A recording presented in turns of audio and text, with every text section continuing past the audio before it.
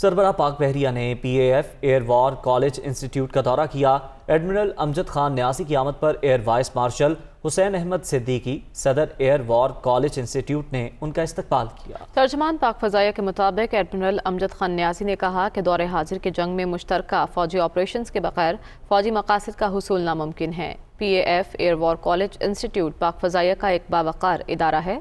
PAF air war college institute में पाकिस्तानी मुसल्लह अफ़वाज और दोस्त ममालिक के अफसरान, अहम कमांडर्स और स्टाफ तकर्रियों के लिए तरबियत हासिल करते हैं। कोर्स के शुरका को 100 से ज़ायद मज़ामीन के माहिरीन की आरा से रूशनास कराया जाता है। तर्जमान पाक फ़ज़ाइया के मुताबिक एडमिरल अमजद खान न्यासी ने कहा है कि दौरे हाजिर के जंग में मुश्तरका फ़ौजी ऑपरेशन के बगैर फ़ौजी मकासद का हुसूल नामुमकिन है। PAF air war college institute पाक फ़ज़ाइया का एक बावक़ार इदारा है। PAF air war college institute में पाकिस्तानी मुसल्लह अफ़वाज और दोस्त ममालिक के अफसरान, अहम कमांडर और स्टाफ तकर्रियों के लिए तरबियत हासिल करते हैं।